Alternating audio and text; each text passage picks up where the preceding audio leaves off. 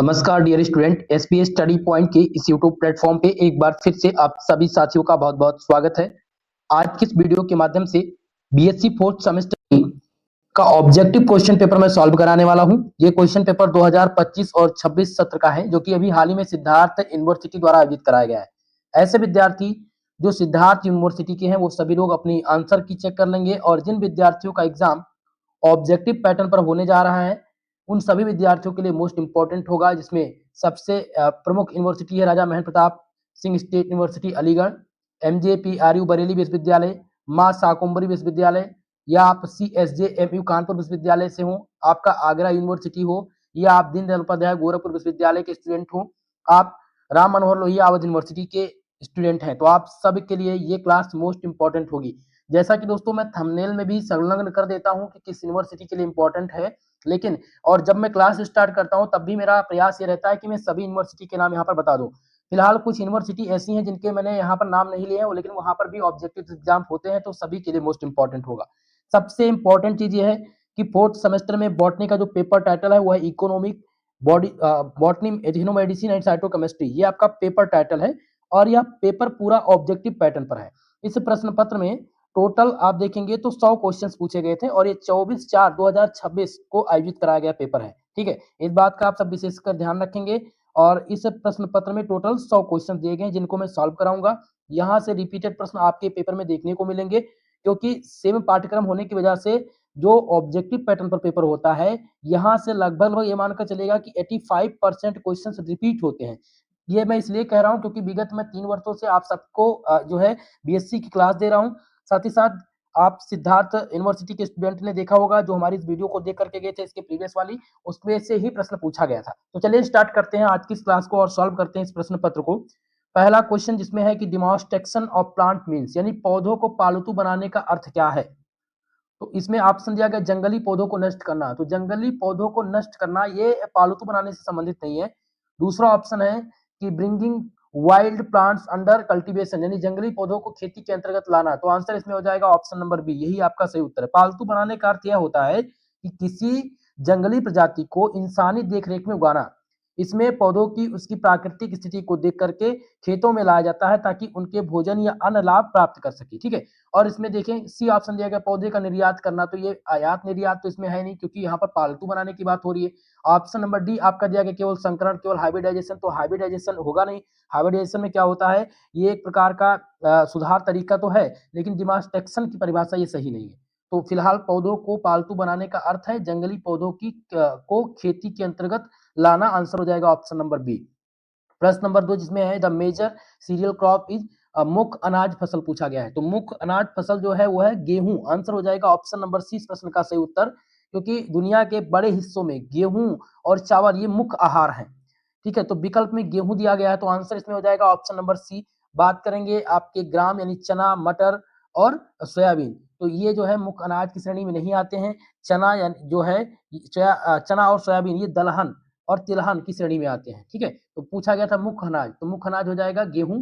प्रश्न नंबर 3 जिसमें है कि मैजी बिलोंग टू फैमिली, मक्का किस कुल से संबंधित है, मोस्ट इंपॉर्टेंट क्वेश्चन है भाई साहब।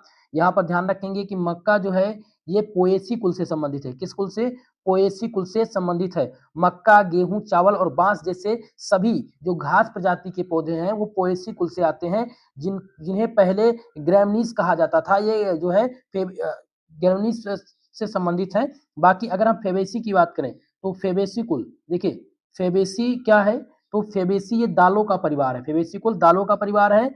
और जो आपका सोलेनेसी दिया गया है, सोलेनेसी, तो ये सोलेनेसी आलू और टमाटर का परिवार है। तो अब मक्का का पूछा गया था, तो मक्का किस कुल से, पोएसी कुल से। और कौन से जो अनाज है पोएसी कुल के अंतर्गत आते हैं, तो मक्का, गेहूं, चावल और बांस ये सभी पोएसी कुल से संबंधित हैं, तो आंसर हो जाएगा ऑप्शन नंबर सी। ओके, अगला क्वेश्चन प्रश्न नंबर 4 जिसमें सरसों का तेल किससे प्राप्त होता है, मोस्ट इंपॉर्टेंट है। Mustard oil is obtained from, तो मस्टर्ड ऑयल जो है वो बीजों से प्राप्त होती है। किससे प्राप्त होती है, बीजों से, आंसर हो जाएगा इसमें ऑप्शन नंबर बी आपका राइट उत्तर।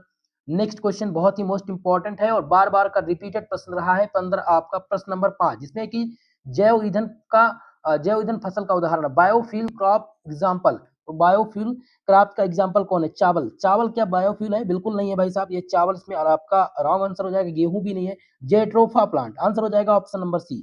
5 का ऑप्शन सी है। जेट्रोफा के बीज से बायोडीजल बनाया जाता है। यह गैर खाद्य तेल का स्रोत है जो प्रदूषण कम करने में मदद करता है। ठीक है, तो आपके पांचों प्रश्न का आंसर हो जाएगा ऑप्शन नंबर सी।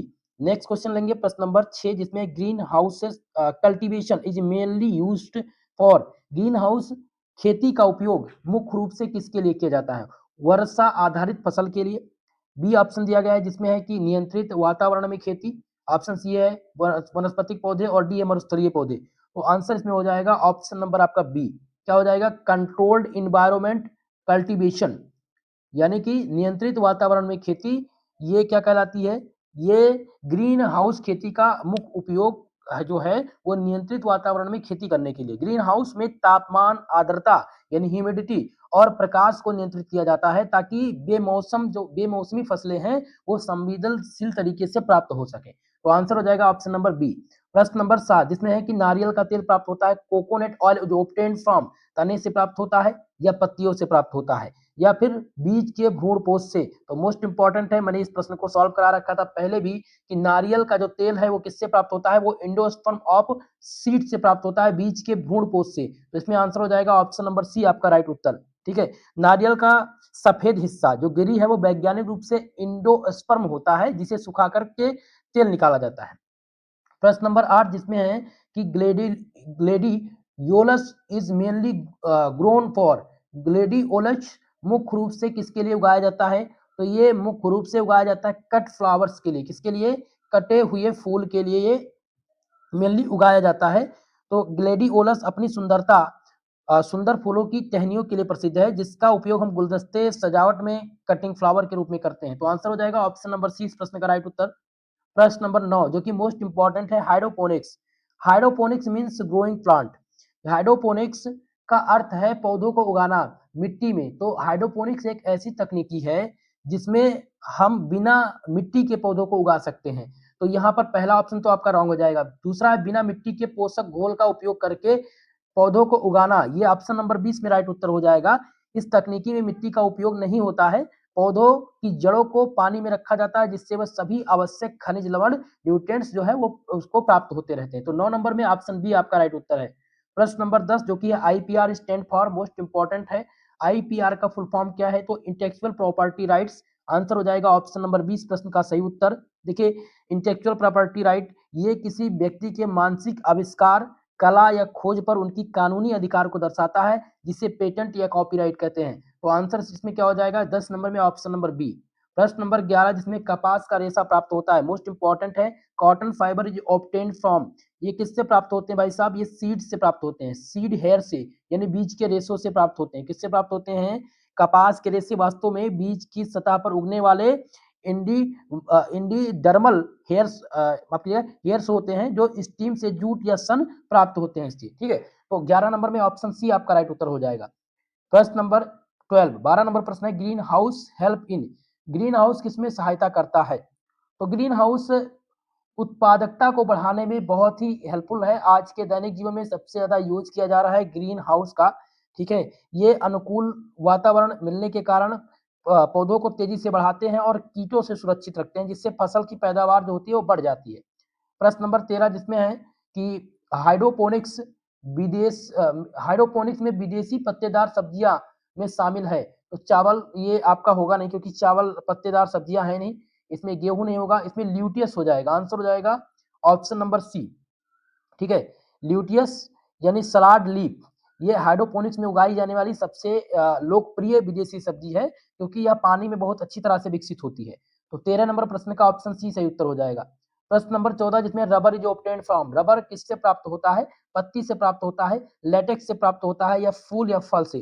तो rubber is obtained from latex. किससे प्राप्त होता है? लेटेक्स से। लेटेक्स क्या है? ठीक है, रबर के पेड़ के जो तने होते हैं उनमें कट लगा करके एक दूधिया तरल निकाला जाता है जिसे लेटेक्स कहते हैं और इसको प्रोसेस करके रबर बनाया जाता है। ठीक है, तो आंसर हो जाएगा ऑप्शन नंबर 20 प्रश्न का राइट उत्तर।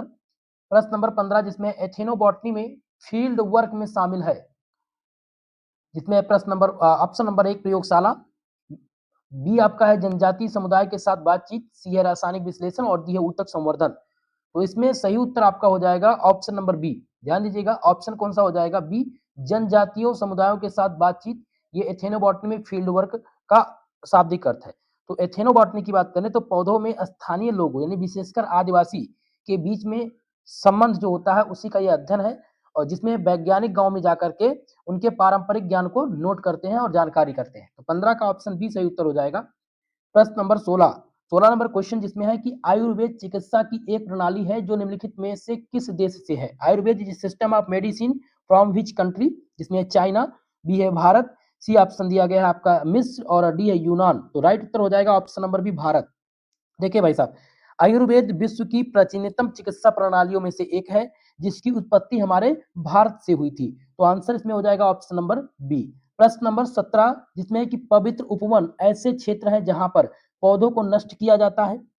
ऑप्शन बी है जिसमें दिया गया कि धार्मिक मान्यताओं के कारण वनों को संरक्षित किया जाता है। तो बिल्कुल सही ऑप्शन हो जाएगा ऑप्शन नंबर बी आपका, धार्मिक मान्यताओं के कारण वनों को संरक्षित करना ये पवित्र उपवन के अंतर्गत आते हैं। तो 17 नंबर में ऑप्शन बी आपका सही उत्तर होगा। नेक्स्ट क्वेश्चन है प्रश्न नंबर 18 जो कि बहुत ही मोस्ट इंपॉर्टेंट क्वेश्चन है, जिसमें प्रश्न पूछा गया है कि patent act in India was passed in, Bharat में पेटेंट अधिनियम कब पारित किया गया था। तो आप सब याद रखेंगे भारत में पेटेंट अधिनियम जो पारित हुआ था 1970 में पारित हुआ था। कब पारित हुआ, 1970 में भारतीय पेटेंट अधिनियम 1970 में पारित हुआ था और ये लागू हुआ था 1972 में। यह बौद्धिक संपदा की सुरक्षा का मुख्य कानून है। ठीक है, तो 18 नंबर में ऑप्शन बी सही उत्तर होगा। प्रश्न नंबर आपका 19 जो कि बहुत ही मोस्ट इंपॉर्टेंट है, जिसमें है C I map is related to, C I map किससे संबंधित है। तो सी आई मैप ये जो संबंधित है ये मेडिसिनल एंड एरोमेटिक प्लांट से संबंधित है, यानी औषधीय और सुगंधित पौधों से ये संबंधित है। सी आई मैप का जो पूरा नाम है वो है central institute of medicinal and aromatic plants, और ये कहाँ पर अवस्थित है, सी आई एम पे कहाँ, सी आई मैप ये लोकेटेड कहाँ है, तो ये लखनऊ में है। कहाँ पर है, ये लखनऊ में अवस्थित है। ठीक है, और ये ध्यान रखेंगे ये औषधीय दवाओं को बनाने और सुगंधित पौधों का शोध करता है, सी आई मैप। ठीक है, तो 19 नंबर में ऑप्शन बी आपका राइट उत्तर है। प्रश्न नंबर 20 हर्बेरिया मोस्ट इंपॉर्टेंट है, हर्बेरिया का उपयोग किसके लिए किया जाता है। तो हर्बेरिया मेनली इसका यूज करते हैं पौधों के नमूनों को संरक्षित करने के लिए।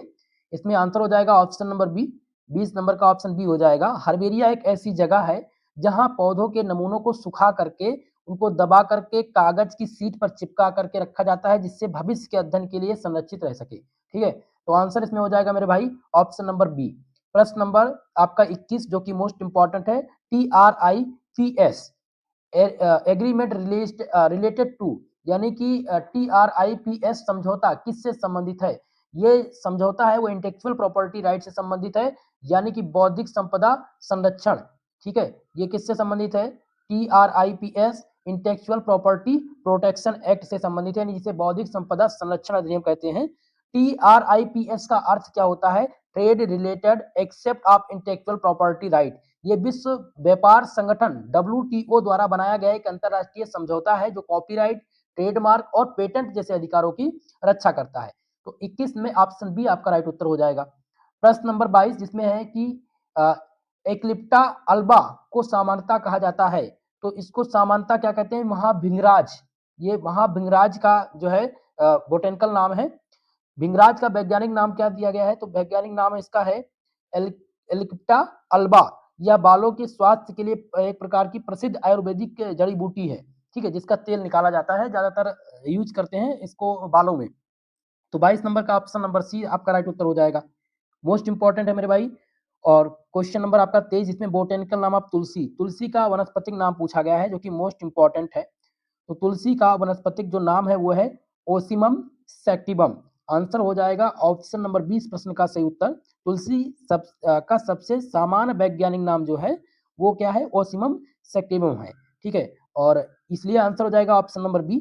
और इसमें देखेंगे जिसमें आपका दिया गया है कोरिडरम सैटाइवम, ये जो नाम है ये है धनिया का बोटेनिकल नाम। ये किसका है, तो धनिया का बोटेनिकल नाम है। ठीक है, तो फिलहाल तुलसी का पूछा गया था तो ऑप्शन नंबर बी आपका हो जाएगा ओसिमम सैक्टिवम। ओके, चलिए अगला क्वेश्चन प्रश्न नंबर 24 जिसमें है फार्मेकोग्नासी डील्स विद, फार्मेकोग्नासी का संबंध किससे है?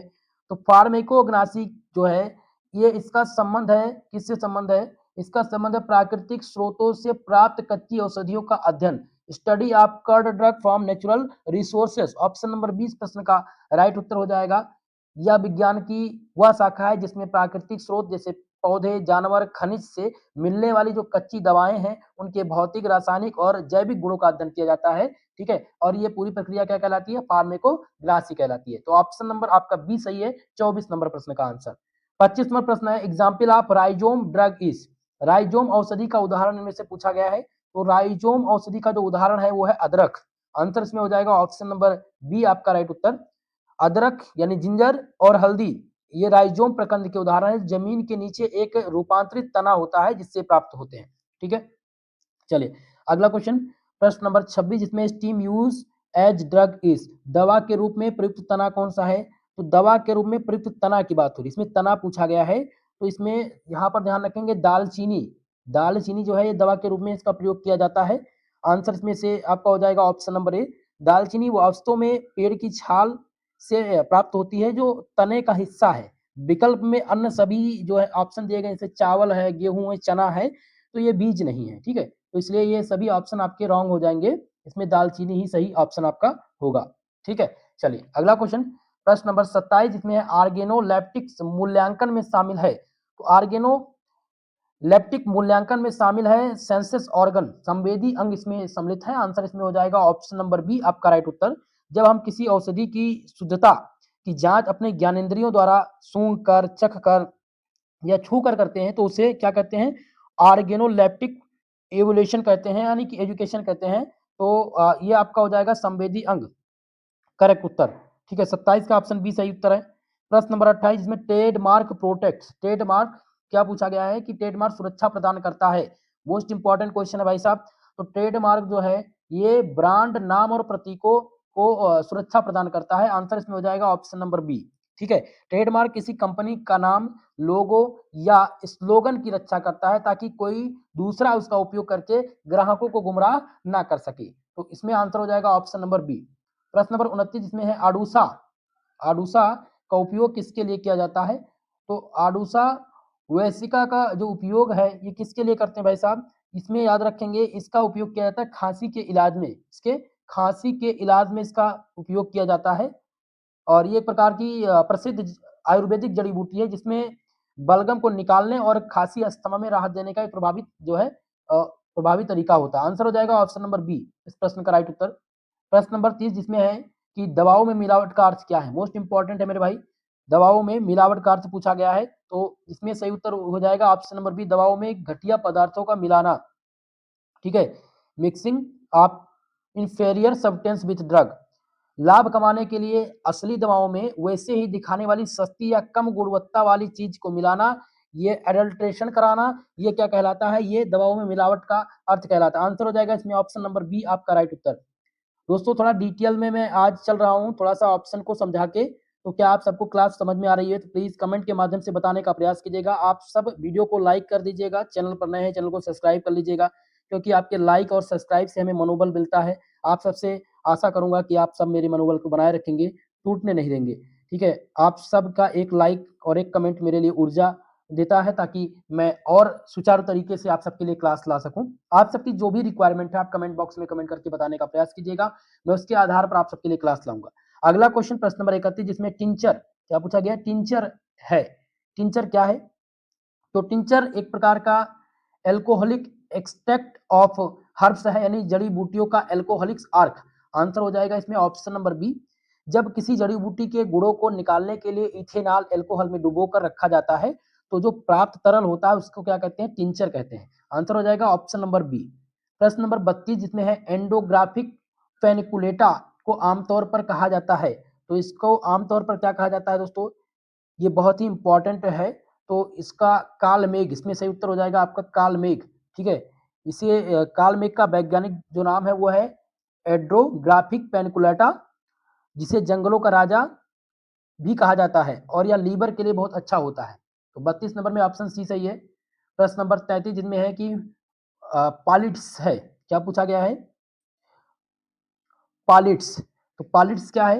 ये एक प्रकार का जड़ी बूटी है जिसका पीस कर और गर्म करके एक पोटली या लेप के रूप में जब दर्द या सूजन वाली जगह पर बांधा जाता है तो उसको आराम मिलता है। तो त्वचा पर लगाया जाने वाला एक नरम लेप है ये। आंसर इसमें ऑप्शन नंबर बी आपका राइट उत्तर हो जाएगा। प्रश्न नंबर 34 जिसमें है एंथोसाइनिन किसके लिए उत्तरदायी होते हैं? तो एंथोसाइनिन जो होते हैं ये उत्तरदायी किसके लिए हैं? ये उत्तरदायी हैं पौधों में लाल नीला रंग के लिए। आंसर हो जाएगा इसमें ऑप्शन नंबर बी। एंथोसाइनिन एक प्रकार का पिगमेंट वर्णक होता है जो फूलों और फलों को लाल बैंगनी या नीला रंग प्रदान करता है। प्रश्न नंबर 35 जिसमें है कि टारपिन्स आर फाउंड इन, टारपिन्स पाए जाते हैं फ्रूट्स में, या ऑप्शन बी जिसमें आपका दिया गया है कि एंसेसियल आयल्स रूट्स या सीड। तो इसमें सही उत्तर हो जाएगा आपका, माफ कीजिएगा, इसेंटियल ऑयल। तो इसमें एसेंटियल आपका ऑयल्स हो जाएगा ऑप्शन नंबर बी। ठीक है। टारपिन्स वह रासायनिक यौगिक हैं जो पौधों की उनकी विशेष खुशबू देते हैं पौधों को, और ये सुगंधित तेल जैसे पुदीना नींबू का तेल ये प्रचुर मात्रा में पाया जाता है। ठीक है। तो टारपिन्स जो पाए जाते हैं वो एसेंटियल ऑयल में पाए जाते हैं। ऑप्शन नंबर बी आपका राइट उत्तर इसमें हो जाएगा। प्रश्न नंबर 36 जिनमें है कि टीकेडीएल स्टैंड फॉर, बहुत ही मोस्ट इंपॉर्टेंट है टीकेडीएल। तो टीकेडीएल का जो फुल फॉर्म होता है वो पारंपरिक ज्ञान और डिजिटल पुस्तकालय यानी कि traditional knowledge and digital library, ये फुल फॉर्म है टीकेडीएल का। तो आंसर इसमें हो जाएगा ऑप्शन नंबर बी आपका राइट उत्तर। टीकेडीएल यानी कि ट्रेडिशनल नॉलेज डिजिटल लाइब्रेरी ये भारत सरकार की एक पहल है जहां आयुर्वेदी यूनानी और सिद्ध जैसी पारंपरिक चिकित्सा पद्धति को डिजिटल रूप में दर्ज किया गया है ताकि कोई विदेशी कंपनी इन पर गलत तरीके से पेटेंट ना ला सके। चलिए अगला क्वेश्चन लेते हैं प्रश्न नंबर 37 जिसमें एलोवेरा का उपयोग किया जाता है। तो एलोवेरा का उपयोग इनमें पूछा गया है, मोस्ट इंपॉर्टेंट है भाई साहब। तो एलोवेरा का जो उपयोग किया जाता है वो त्वचा के उपचार के लिए किया जाता है। किसके लिए? त्वचा के स्किन ट्रीटमेंट के लिए ज्यादातर इसका उपयोग करते हैं। आंसर हो जाएगा इसमें ऑप्शन नंबर बी। प्रश्न नंबर 38 जिसमें है लिग्नन्स पाए जाते हैं, लिग्नन्स आर फाउंड इन। तो लिग्नन्स की बात हो रही है। तो लिग्नन्स जो पाए जाते हैं सीड और वुड में पाए जाते हैं। कहां पर पाए जाते हैं? सीड एंड वुड, बीजों और लकड़ी में। आंसर हो जाएगा ऑप्शन नंबर 20 प्रश्न का राइट उत्तर। बहुत सारे स्टूडेंट कमेंट कर रहे थे कि सर आप पहले से ही टिक करके पढ़ा रहे हैं। भाई साहब जिन्होंने क्वेश्चन पेपर भेजा है ये 26 का क्वेश्चन पेपर है जैसा कि पहले बता चुका हूं मैं। ठीक है। तो जिन स्टूडेंट ने भेजा है उनका ऑलरेडी ये टिक है। तो आप सबसे निवेदन है कि जब भी आपका पेपर हो जाए तो जल्द से जल्द हमारे पास कॉन्टैक्ट नंबर 9984947535 इस पर आप लोग सेंड कर दिया करिए ताकि जल्द से जल्द आपको सोल्यूशन पेपर मिल सके। ठीक है। चलिए फिलहाल हम 39 नंबर प्रश्न की बात करेंगे जिसमें लौंग प्राप्त होती है। क्लोवा इज ऑब्टेन्ड फ्रॉम। तो क्लोवा किससे प्राप्त होती है भाई साहब? ये फ्लावर बर्ड से प्राप्त होती है, फूल की कली से। एक प्रकार की शुष्क पुष्प कलिका है। आंसर हो जाएगा ऑप्शन नंबर 20 प्रश्न का सही उत्तर। लौंग के पेड़ की बिना खिली हुई जो सूखी पुष्प कलिका होती है उसको ही लौंग के रूप में उपयोग करते हैं। ठीक है। प्रश्न नंबर 40 में कॉफी किस कुल से संबंधित है? कॉफी का कुल पूछा गया है तो रूबिएसी कुल से कॉफी है। कॉफी का कुल जो है रूबिएसी है। ठीक है। और यह जो है अक्सर विपरीत जो पत्तियां हैं इसमें स्ट्यूप्लस पाए जाते हैं इसमें। ठीक है। तो कॉफी का कुल क्या है याद रखेंगे? रूबिएसी। कई बार एग्जाम में ये पूछा जा चुका है, बार बार ये रिपीट होता है। ठीक है। प्रश्न नंबर 41 जिसमें है कि जायफल प्राप्त होता है, मोस्ट इंपॉर्टेंट है जायफल। जायफल जो प्राप्त होता है वो सीड से प्राप्त होता है। किससे प्राप्त होता है? बीज से। आंसर हो जाएगा ऑप्शन नंबर सी प्रश्न का राइट उत्तर। प्रश्न नंबर 42 जिसमें कॉपीराइट प्रोटेक्ट्स, कॉपीराइट सुरक्षा प्रदान करता है। तो कॉपीराइट जो सुरक्षा प्रदान करता है ये साहित्यिक और कलात्मक संरचनाओं को सुरक्षा प्रदान करता है। आंसर इसमें हो जाएगा ऑप्शन नंबर बी आपका राइट उत्तर। प्रश्न नंबर 43 जिसमें मूंगफली का वनस्पतिक नाम पूछा गया है, मोस्ट इंपॉर्टेंट है भाई साहब। मूंगफली का जो वनस्पतिक नाम है वो है अरेकिस हाइपोजिया। ये मूंगफली का वनस्पतिक नाम है और ये फेबेसी परिवार की फसल है। मूंगफली किस परिवार की है? तो फेबेसी परिवार की है। इसका बोटेनिकल नाम है अरेकिस हाइपोजिया। ठीक है। चलिए तो 43 नंबर में ऑप्शन ए सही उत्तर हो जाएगा। प्रश्न नंबर 44 में टीक बिलोंग टू फैमिली यानी सागौन किस कुल से संबंधित है? तो सागौन का कुल पूछा गया है तो ये लेमेसी कुल से है। लेमिनेसी कुल से सागौन संबंधित है। और ठीक है। तो सागौन का वनस्पतिक नाम अगर पूछा जाए तो वनस्पतिक नाम क्या होगा? सभी लोग कमेंट करके जल्दी से बताने का प्रयास कीजिएगा। तो टक्टोना गैड्रिस ये बोटेनिकल नाम है सागौन का। ठीक है। तो और अगर कुल पूछा जाए तो कुल पूछा गया था यहाँ पर तो ये लेगिएसी कुल से संबंधित है। ठीक है।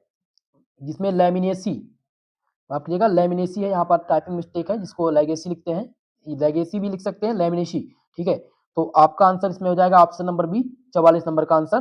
प्रश्न नंबर 45 में है कि biodiesel is produced from, biodiesel किससे बनाया जाता है, मोस्ट इंपॉर्टेंट है।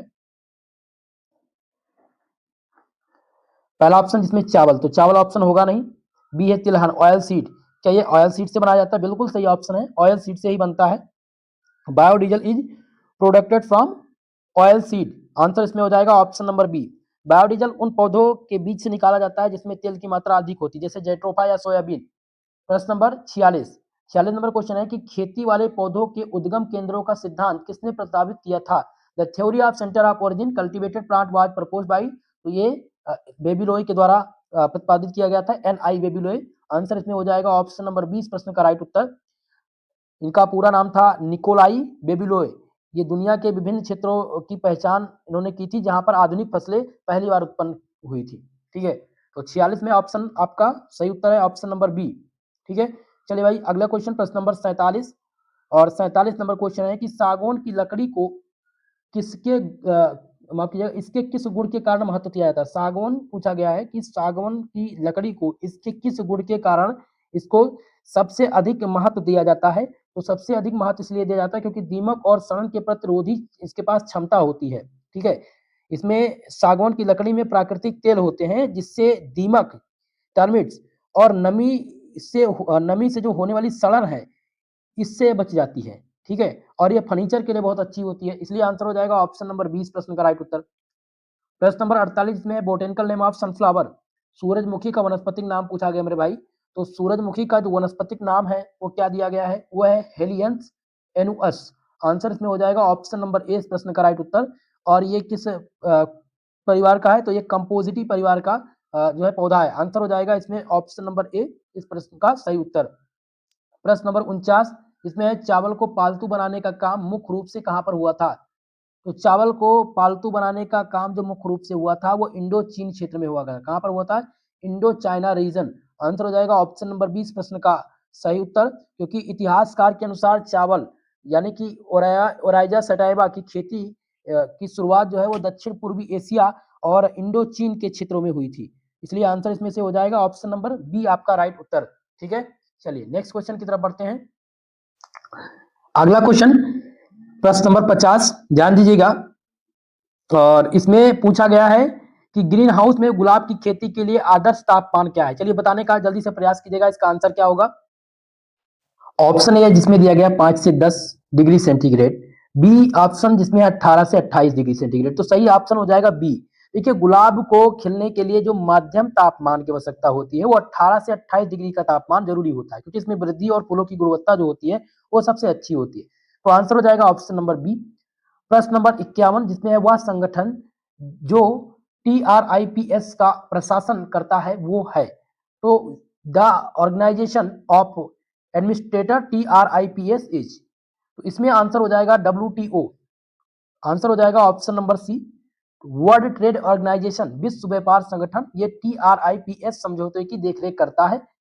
प्रश्न नंबर 52 और 52 नंबर प्रश्न ध्यान दीजिएगा, जिसमें है कि हर्बेरियम तकनीकी को निम्नलिखित द्वारा मानकीकृत किया गया है। पहला ऑप्शन जिसमें दिया गया डार्विन, बी है लिनियस, सी ऑप्शन दिया गया मेंडल और डी है बेबीलोय। तो इसमें आंसर हो जाएगा आपका ऑप्शन नंबर बी, लिनियस के द्वारा हर्बेरियम तकनीकी को मानकीकृत किया गया था, क्योंकि कैरोलस लिनियस ने हर्बेरियम सीट पर नमूनों को माउंट करके और उन्हें व्यवस्थित रूप में आधुनिक विधि से लोकप्रिय बनाया था, इसीलिए आंसर इसमें हो जाएगा ऑप्शन नंबर बी लिनियस। प्रश्न नंबर 53 जिसमें भारत में पेटेंट सुरक्षा की अवधि कितनी है। तो duration of patent protection in India, इसमें आंसर हो जाएगा 20 ईयर्स, 20 वर्ष। भारत में पेटेंट सुरक्षा की जो अवधि है वो 20 वर्ष है। भारत के कानून के अनुसार एक बार पेटेंट मिलने के बाद वह आवेदन की तारीख से 20 साल तक वैध रहता है। ठीक है, चलिए अगला क्वेश्चन प्रश्न नंबर 54 जो कि मोस्ट इंपॉर्टेंट है, जो कि आयुष मंत्रालय का प्रश्न है, बार बार ये प्रश्न पूछा जाता रहता है। ठीक है, और जिसमें है 54 नंबर प्रश्न के क्या है कि भारत में आयुष मंत्रालय की स्थापना कब हुई थी। आपके ऑप्शन दिए गए हैं जिसमें है 1995, 2014, 2005 और 2010। चलिए आंसर देने का प्रयास कीजिएगा। तो इसमें आपका सही आंसर हो जाएगा 2014 ऑप्शन नंबर बी। आयुष मंत्रालय का गठन 9 नवंबर 2014 को किया गया था। इसका उद्देश्य था कि आयुर्वेद, योग, प्राकृतिक चिकित्सा, यूनानी सिद्ध और होम्योपैथी जैसे पारंपरिक चिकित्सा प्रणाली को बढ़ावा देना। तो आंसर हो जाएगा ऑप्शन नंबर बी, 54 नंबर प्रश्न का आंसर। प्रश्न number 55, botanical name of jute, बहुत ही मोस्ट इंपॉर्टेंट है। जूट का वनस्पतिक नाम पूछा गया भाई साहब। तो जूट का जो वनस्पतिक नाम है वो काकरस कैप्सुलारिस है। आंसर हो जाएगा ऑप्शन नंबर ए इस प्रश्न का सही उत्तर। जूट को गोल्डन फाइबर के नाम से भी जानते हैं, इस बात का विशेषकर ध्यान रखेंगे। ठीक है, तो अब इसका जो 55 नंबर प्रश्न का आंसर है वो ऑप्शन नंबर ए। कई बार प्रश्न आता है कि गोल्डन फाइबर के नाम से किसको जाना जाता है, जिसमें जूट दे दिया जाएगा और अदर जो प्लांट हैं उनके नाम दे दिए जाएंगे। तो जूट को गोल्डन फाइबर के नाम से भी जाना जाता है। ठीक है, चलिए अगला क्वेश्चन लेते हैं, प्रश्न नंबर 56, जिसमें है कि करक्यूमिन किससे प्राप्त होता है। करक्यूमिन ये जो ऑब्टेन्ड फ्रॉम, ये जो करक्यूमिन है ये ऑब्टेन्ड किया जाता है किससे, हल्दी। आंसर हो जाएगा ऑप्शन नंबर बी, हल्दी का जो पीला रंग है करक्यूमिन नामक केमिकल के कारण होता है। और इसमें सूजन रोधी यानी एंटी इंफ्लामेटरी गुण होते हैं जो अदरक में जिगरोल में पाया जाता है। आंसर हो जाएगा ऑप्शन नंबर 20 प्रश्न का सही उत्तर। प्रश्न नंबर 57, जिसमें बासमती चावल किसके अंतर्गत संरक्षित है। तो बासमती चावल की बात हो रही है तो ये जियोग्राफिक इंडिकेशन, भौगोलिक संकेत के अंतर्गत ये संरक्षित है। इसमें आंसर हो जाएगा option number C, GI tag उन उत्पादों को दिया जाता है जिनकी एक विशिष्ट भौगोलिक उत्पत्ति होती है और उस स्थान के कारण उसमें विशेष गुण होते हैं। जैसे बासमती चावल भारत में कुछ क्षेत्रों के लिए विशेषता है, जिसमें उत्तर प्रदेश प्रमुख है। बासमती चावल उत्तर प्रदेश में सर्वाधिक मिलता है आपको। ठीक है, चलिए अगला क्वेश्चन, प्रश्न नंबर 58, जिसमें है कि नीम कंटेंट द बायोएक्टिव कंपाउंड, नीम में कौन सा जैव सक्रिय यौगिक पाया जाता है। तो नीम की बात हो रही है जिसमें जिसका जो वनस्पतिक नाम है वो क्या दिया गया है, एजाडिरेक्टिन। आंसर हो जाएगा ऑप्शन नंबर बी, एजाडिरेक्टिन। ये नीम का जो है वनस्पतिक गुण है और इसका जो बोटेनिकल नाम है वो है एजाडिरेक्टा इंडिका। ठीक है, इसमें आंसर हो जाएगा ऑप्शन नंबर बी। और ये जो आपका है एजाडिरेक्टिन, ये एक शक्तिशाली कीटनाशक के रूप में इसका प्रयोग किया जाता है। ठीक है, प्रश्न नंबर 59, जिसमें है कि सपोनिन के कारण झाग बनता है। तो सपोनिन के कारण पूछा गया झाग, तो इसमें क्या हो जाएगा, इसमें सरफेक्टेंट प्रॉपर्टीज के कारण। ठीक है, सपोलिन सरफेक्टेंट गुण के कारण झाग बनाता है। आंसर हो जाएगा ऑप्शन नंबर बी। प्रश्न नंबर 60, जिसमें है बोटेनिकल नेम ऑफ देवदार, मोस्ट इंपॉर्टेंट है। देवदार का वनस्पतिक नाम पूछा गया मेरे भाई, याद रखेंगे। देवदार का जो वनस्पतिक नाम है वो है सैटस देवदारा। क्या है, सैटस देवदारा, ये वनस्पतिक नाम है किसका, देवदार का। ठीक है, और देवदार एक शंकुधारी वृक्ष है, इसको साल के नाम से भी आप लोग जानते होंगे। ठीक है, और इसका अदर नाम देखा जाए तो इसको सागवन टिक के नाम से भी जानते हैं, देवदार की श्रेणी में ही आता है। तो आंसर ऑप्शन हो जाएगा यहाँ पर ए। प्रश्न नंबर 61, जिसमें है कि एल्कालाइड समानता होते हैं, एल्कालाइड्स समानता होते हैं। तो एल्कालाइड्स होते हैं समानता, वो क्षारीय नाइट्रोजन युक्त यौगिक होते हैं, बेसिक नाइट्रोजनस कंपाउंड। आंसर हो जाएगा ऑप्शन नंबर बी। एल्कालाइड्स प्राकृतिक रूप से पाए जाने वाले एक प्रकार के कार्बनिक यौगिक हैं जिनमें कम से कम एक नाइट्रोजन परमाणु होता है जिसकी प्रकृति क्षारीय होती है, जैसे कि कैफीन और निकोटीन। ओके, प्रश्न नंबर 62, जिसमें the basic unit of terpenoids is. तो टार्पेनाइट्स की मूल इकाई क्या है। तो टार्पेनाइट्स की जो मूल इकाई है वो आइसोप्रीन इकाई है। सभी टार्पेनाइट्स आइसोप्रीन C5H8 इकाइयों के मेल से बने होते हैं, जिसमें ग्लूकोज कार्बोहाइड्रेट की इकाई और अमीनो एसिड एक प्रकार के प्रोटीन है। तो 62 नंबर में ऑप्शन बी सही उत्तर है। प्रश्न नंबर 63, जिसमें है इसेंटियल ऑयल्स को यह भी कहा जाता है, essentials are oils are called. तो इसेंटियल ऑयल को वोलाटाइल ऑयल्स भी कहते हैं। क्या कहते हैं, volatile oils. Essential oils are called also volatile oils. Answer हो जाएगा ऑप्शन नंबर 20 प्रश्न का सही उत्तर। अगला क्वेश्चन है, इसमें बायोपायरेसी रेफर टू, बायोपायरेसी का तात्पर्य किससे है। तो बायोफेरेकी, जो कि बहुत ही इंपॉर्टेंट है, बायोफेरेकी। बायोफेरेकी रेफर टू, ये रेफर करता है जैविक संसाधनों का अनधिकृत उपयोग को। आंसर हो जाएगा इसमें ऑप्शन नंबर बी। जब कोई देश या संस्था किसी दूसरे देश के जैविक संसाधनों या पारंपरिक ज्ञान का बिना अनुमति मुआवजे के उपयोग करती है तो उसको बायो फैरेकी शब्द कहते हैं। ठीक है, अगला क्वेश्चन, प्रश्न नंबर 65, जिसमें है कि हल्दी पेटेंट मामले में शामिल थे। तो हल्दी पेटेंट मामले में शामिल थे जापान, यूएसए, या फिर चीन या रूस? तो इसमें यूएसए आपका राइट उत्तर हो जाएगा, क्योंकि सन 1955 में America university of medical centre ने हल्दी के घाव भरने के गुणों पर पेटेंट लिया था, जिससे भारत ने CSIR के माध्यम से कानूनी लड़ाई लड़कर रद्द करवा दिया था, और यह भारत का प्राचीन ज्ञान था। तो इसमें आंसर हो जाएगा ऑप्शन नंबर 20 प्रश्न का राइट उत्तर। प्रश्न नंबर 66 जिसमें infusion is prepared by, infusion इस प्रकार तैयार किया जाता है। तो इन्फ्यूजन जो है ये तैयार किया जाता है जड़ी बूटियों पर गर्म पानी डालकर। आंसर इसमें हो जाएगा ऑप्शन नंबर ए, इन्फ्यूजन। जैसे चाय में पौधों के नरम हिस्सों पर पानी डालकर उनके सक्रिय तत्वों को निकाला जाता है बॉइलिंग करके। इसे बॉइलिंग उबालने की प्रक्रिया भी कहते हैं। ठीक है, अगला क्वेश्चन प्रश्न नंबर 67 जिसमें है कि हर्बल मरहम का उपयोग किसके लिए किया जाता है? तो हर्बल मलहम का उपयोग किया जाता है त्वचा पर लगाने के लिए, topical application to skin. Option number आपका 20 में करेक्ट उत्तर हो जाएगा। प्रश्न नंबर 68 जिसमें है भौगोलिक संकेत संरक्षण किस भारतीय अधिनियम द्वारा शासित होता है? Geographical indication protection is governmented by Indian act of. तो 1999 इंडियन एक्ट 1999 के तहत ये जो है भारत में geographical indication of goods protection act 1999 में पारित किया गया था। ऑप्शन 20 प्रश्न का राइट उत्तर हो जाएगा।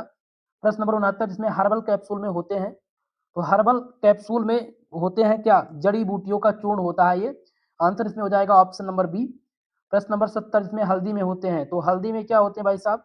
हल्दी में एंटीबायोटिक गुण होते हैं, सूजन रोधी होते हैं, और एंटीऑक्सीडेंट गुण भी होते हैं, इसलिए आंसर हो जाएगा ऑप्शन नंबर डी, उपयुक्त सभी।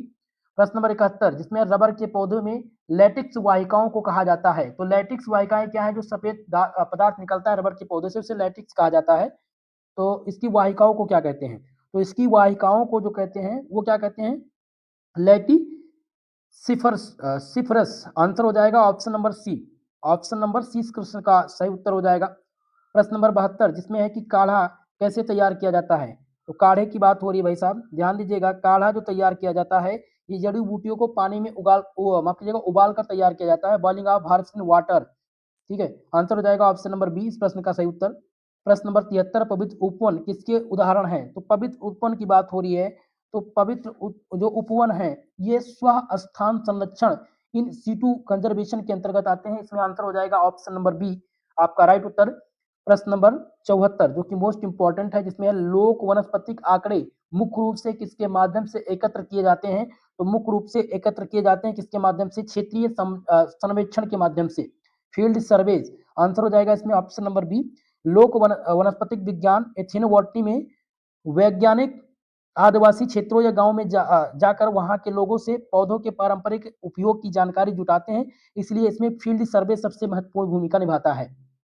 अगला क्वेश्चन प्रश्न नंबर 75 जिसमें है कि एगल मार्मेलोस कुल से संबंधित है, तो ये जो संबंधित है ये रुतैसी कुल से संबंधित है। किस कुल से? रुतैसी कुल से संबंधित है। इसमें आपका सही उत्तर हो जाएगा ऑप्शन नंबर बी, यानी एल्गे मार्बलोस ये बेल का वनस्पतिक नाम है, और यह नींबू परिवार वाले यानी रुटेसी एक कुल का सदस्य है। ठीक है, तो आंसर बी आपका राइट उत्तर हो जाएगा। अगर आपसे पूछे कि बेल जो होता है, आप लोग रस पीते होंगे बेल का, ठीक है, या कुछ लोग उसको भूनकर भी खाते हैं, तो बेल का वनस्पतिक नाम क्या है? एगल मार्मेलोस। और ये किस कुल से संबंधित है? तो इसका जो कुल है वो रुटैसी है, और ये किस फैमिली से है? तो इसके फैमिली यानी परिवार का जो नाम है वो रुटेसी है। ओके, अगला क्वेश्चन प्रश्न नंबर 76 इसमें है कि फाइकस रिलीजियोसा की पत्तियों का पारंपरिक रूप से उपयोग किया जाता है, तो इसका पारंपरिक रूप से उपयोग करते हैं त्वचा के रोग के लिए, स्किन डिसीजेस के लिए। आंसर हो जाएगा ऑप्शन नंबर ए इस प्रश्न का सही उत्तर, जिसमें पीपल का नाम सबसे ज्यादा प्रमुख है। ठीक है, फाइकस रिलीजियोसा ये पीपल का क्या है? पीपल का बोटेनिकल नाम है, और आयुर्वेद में इसकी पत्तियों का लेप त्वचा की समस्याओं और घाव को भरने के लिए किया जाता है। चलिए अगला क्वेश्चन प्रश्न नंबर 77 जिसमें है कि एकिलप्टा अल्बा को आमतौर पर किस नाम से जाना जाता है? तो इसको भिंगराज के नाम से जाना जाता है। इस प्रश्न को 2 बार रिपीट किया गया है। ठीक है, इसको मैंने पहले भी समझाया था। ये केसराज के नाम से भी इसको जानते हैं, क्योंकि ये बालों के स्वास्थ्य के लिए बहुत ही प्रसिद्ध एक प्रकार की औषधि है। अगला क्वेश्चन है प्रश्न नंबर 78 जो कि मोस्ट इंपॉर्टेंट है, जिसमें है साइनोडोन डेक्टिलोन का उपयोग आमतौर पर किस लिए किया जाता है? तो इसका उपयोग आमतौर पर हम करते हैं घाव को भरने के लिए। किसके लिए करते हैं? घाव को भरने के लिए करते हैं, क्योंकि सामान्य भाषा में इसे दूब घास कहते हैं। क्या कहते हैं? दूब घास। आप देखते होंगे अपने आसपास जो है, जब बरसात का मौसम आता है तो दूब की नुमा एक घास होती है जिसको तोड़ने पर दूध निकलता है, और जब कुछ कट जाता है, मान लिया कोई स्किन में कहीं पर चोट आ जाती है, तो अगर उसके दूध को लगा दिया जाए तो उसके घाव को जल्दी से उसके ब्लड बंद हो जाते हैं और घाव भर जाता है। ठीक है, तो आंसर इसमें हो जाएगा ऑप्शन नंबर 20 प्रश्न का सही उत्तर। नेक्स्ट क्वेश्चन प्रश्न नंबर 79 जिसमें है कि आक्सेलिस कुल से संबंधित है। तो आक्सेलिस कुल से संबंधित कौन है भाई साहब? तो इसमें आक्सा लिडेसी, ये आक्सेलिस कुल से संबंधित है। आंसर हो जाएगा इसमें ऑप्शन नंबर ए। ये खट्टी जड़ी बूटी अपने ही नाम के परिवार आक्सा डिलेसी से संबंधित है, तो ऑप्शन ए इसमें राइट उत्तर होगा। प्रश्न नंबर 80 जिसमें है टीनोस्पोरा कार्डियोफोलिया का उपयोग मुख्य रूप से किस रूप में किया जाता है? तो इसका उपयोग हम मुख्य रूप से किस में करते हैं भाई साहब? रोग प्रतिरोधक क्षमता बढ़ाने के लिए। आंसर हो जाएगा immunity booster, option B right उत्तर। चलिए नेक्स्ट क्वेश्चन की तरफ बढ़ेंगे। प्रश्न नंबर 81 जो कि मोस्ट इंपॉर्टेंट है। प्रश्न नंबर 81 जिसमें ध्यान दीजिएगा, क्वेश्चन है कि धनिया के बीजों का उपयोग मुख्यतः किस रूप में किया जाता है? तो मुख्यतः मसालों के रूप में इसका प्रयोग किया जाता है। इसमें आंसर आपका सी करेक्ट उत्तर हो जाएगा। ये पाचन संबंधी बहुत ही प्रमुख होते हैं, ठीक है, और इसको बच के नाम से भी जाना जाता है। और एक इंपॉर्टेंट चीज है कि ये पौधों में मुख्य रूप से रसोई के मसालों के रूप में पाचन सुधारने के लिए किया जाता है। ठीक है, ऑप्शन नंबर सी सही उत्तर है। और सुगंधित तो है ही है, धनिया महकता है, महक के लिए हरी धनिया का प्रयोग किया जाता है। प्रश्न नंबर 82 जिसमें है कि एकोरस कैलमस के प्रकंद का उपयोग किसके लिए किया जाता है? Acorus calamus rhizome is use for, तो इसका यूज जो किया जाता है वो किसके लिए किया जाता है? वो डाइजेस्टिव डिसऑर्डर के लिए, पाचन संबंधी विकार के लिए इसका प्रयोग करते हैं। आंसर इसमें बी ऑप्शन राइट उत्तर हो जाएगा। और इसका जो प्रकंद है राइजोम, पेट दर्द और अपचन जैसी समस्याओं को बहुत प्रभावित करता है। प्रश्न नंबर 83 आंवला फल में सबसे समृद्ध है। आंवला रिच है किसके लिए? विटामिन सी के लिए जाना जाता है। ठीक है, बहुत ही मोस्ट इंपॉर्टेंट है। आंवला में सबसे प्रचुर मात्रा में विटामिन सी मिलती है। प्रश्न नंबर आपका 84 जिसमें आरंडी के तेल प्राप्त होते हैं, मोस्ट इंपॉर्टेंट है। इसमें आरंडी का तेल पूछा गया किससे प्राप्त होता है? तो ये प्राप्त होता है सीड से, बीजों से प्राप्त होता है। आंसर 20 में राइट उत्तर हो जाएगा, आरंडी का तेल। ठीक है, ये पेड़ बीजों को पेड़ करके निकाला जाता है। अगला क्वेश्चन प्रश्न नंबर 85 जिसमें है कि vinca rosea vinca rosea is use in the treatment of, vinca rosea का उपयोग किसके उपचार में किया जाता है? तो इसका उपयोग जो किया जाता है वो कैंसर के उपचार में किया जाता है। आंसर इसमें हो जाएगा ऑप्शन नंबर 20 प्रश्न का राइट उत्तर। ठीक है, इसे सदाबहार भी कहते हैं। जो एक प्रकार का एल्कलाइट्स होता है, मैं इसका नाम भूल चुका हूँ दोस्तों, याद नहीं है, जो मिल करके और ब्लड कैंसर के इलाज में काम आता है। इसका केमिकल एक बनता है, ठीक है, 2 पदार्थ में इंक्लूड होते हैं, फिर ये कैंसर के लिए उपयोगी होता है। तो 85 नंबर में ऑप्शन बी आपका राइट उत्तर हो जाएगा। प्रश्न नंबर 86 जिसमें अदरक के ऑर्गेनोलेप्टिक्स गुण शामिल हैं। तो अदरक के ऑर्गेनोलेप्टिक्स गुण में शामिल पूछा गया है, तो ये तीखा स्वाद के होते हैं। ये इनका जो स्वाद होता है वो तीखा होता है। ठीक है, और इनको हम अपनी ज्ञानेंद्रियों के माध्यम से पहचान सकते हैं। ऑप्शन नंबर 20 प्रश्न का राइट उत्तर होगा। प्रश्न नंबर 87 जिसमें आरंडी किस कुल से संबंधित है? तो आरंडी किस कुल से संबंधित है, ये प्रश्न पूछा गया है। तो ये 4BAC कुल से है। किससे है? 4BAC कुल से संबंधित है। और इसका जो परिवार है, ये जो परिवार इसका है वो क्या है? 4BAC है। ठीक है, तो आंसर हो जाएगा इसमें ऑप्शन नंबर 20 प्रश्न का सही उत्तर। नेक्स्ट क्वेश्चन प्रश्न नंबर 78 दिया गया ginger belong to the family, अदरक किस कुल से संबंधित है? तो अदरक की बात हो रही है, तो अदरक जो संबंधित है ये जिगी बैरेसी कुल से संबंधित है। किससे कुल से? जिग बैरेसी कुल से संबंधित है। अदरक का जिगबर ऑफिसिनेल इसका बोटेनिकल नाम है, जो अपने विशिष्ट परिवार जिजी वेरेसी से संबंधित है। ऑप्शन नंबर माफ कीजिएगा 20 क्वेश्चन का राइट उत्तर होगा। प्रश्न नंबर 89 जिसमें है कि आधा तोड़ा वासिका का सक्रिय यौगिक है। तो आधा तोड़ा वासिका जिसे क्या कहते हैं? आडूसा भी कहते हैं। तो आधा तोड़ा वासिका का सक्रिय जो यौगिक है वो है वेसिसिन। क्या है? वेसिसिन। आंसर हो जाएगा ऑप्शन नंबर 20 प्रश्न का राइट उत्तर, जिसे आडूसा कहते हैं। इसमें पाया जाने वाला एक प्रकार का वेसिन फेफड़ों और श्वसन रोगी अस्थमा के लिए बहुत ही उपयोगी होता है। प्रश्न नंबर 90 जिसमें बीटा कैरोटीन किसका अग्रगामी है? मोस्ट इंपॉर्टेंट है बीटा कैरोटीन। तो बीटा कैरोटीन ये है अग्रगामी किसका? विटामिन ए का। आंसर इसमें हो जाएगा ऑप्शन नंबर बी इस प्रश्न का राइट उत्तर, विटामिन ए। और बीटा कैरोटीन शरीर के अंदर जाकर के विटामिन ए यानी रेटिनॉल में बदल जाता है, या गाजर और नारंगी फलों में अधिक पाया जाता है। नेक्स्ट क्वेश्चन है प्रश्न नंबर 91 जिसमें है कि सिटल जिसमें मौजूद होता है, तो सिटल इसमें मौजूद होता है, अदरक के तेल में मौजूद होता है, या लेगेमन ग्रास का तेल, तो इसमें आंसर हो जाएगा माफ कीजिएगा लेमन ग्रास का तेल, लेगेमन नहीं है, इसमें सही उत्तर हो जाएगा लेमन ग्रास ऑयल। ठीक है, यानी कि citrus is present in lemongrass oil. Option number 20 प्रश्न का सही उत्तर होगा। प्रश्न नंबर 92 जिसमें तुलसी कंटेन द बायोएक्टिव कंपाउंड, तुलसी में कौन सा बायो सक्रिय यौगिक पाया जाता है, तो तुलसी में जो बायो सक्रिय यौगिक पाया जाता है उसका नाम है फ्लेवोनाइड्स। आंसर हो जाएगा ऑप्शन नंबर 20 प्रश्न का सही उत्तर। तुलसी में मुख्य रूप से क्या पाया जाता है, इगियोनोल पाया जाता है, इसमें फ्लेवोनाइड्स और फ्लेवोलिक्स से ये भरपूर होती है।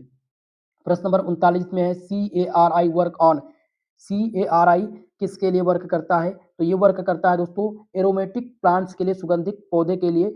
CARI का जो फुल फॉर्म है वो है सेंट्रल एग्रीकल्चर रिसर्च इंस्टीट्यूट। ये कई क्षेत्रों में काम करता है, लेकिन वनस्पतिक विज्ञान के संदर्भ में ये सुगंधित और औषधीय पौधों के पर शोध करता है। तो 93 का ऑप्शन ये सही उत्तर होगा।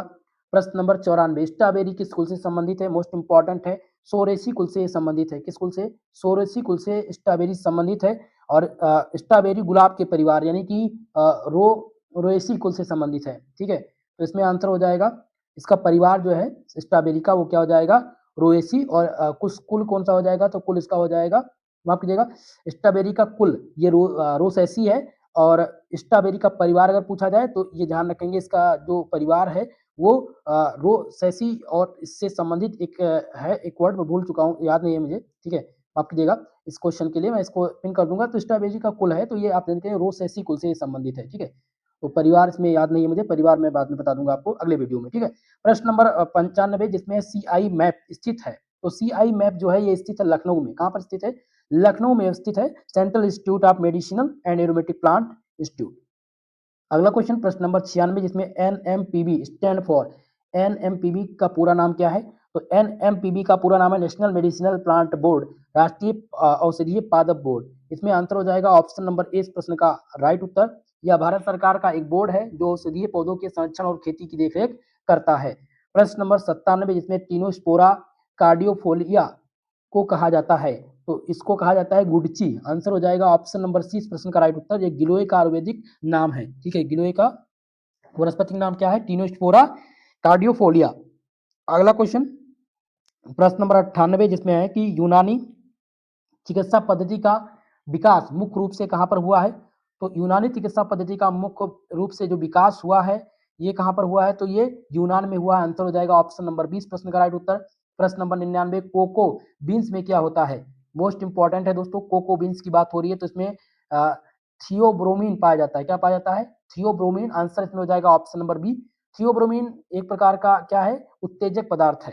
ठीक है, चलिए अगले क्वेश्चन की तरफ। प्रश्न नंबर 100 जिसमें है कि सिद्ध चिकित्सा पद्धति की उत्पत्ति मुख्य रूप से कहां पर हुई थी, तो इसकी जो उत्पत्ति हुई है मुख्य रूप से वो तमिलनाडु में हुई है। कहां पर, तमिलनाडु में। सिद्ध चिकित्सा पद्धति दुनिया का सबसे पुरानी पद्धतियों में एक है जिसकी उत्पत्ति दक्षिण भारत मुख्यतः तमिलनाडु में हुई थी।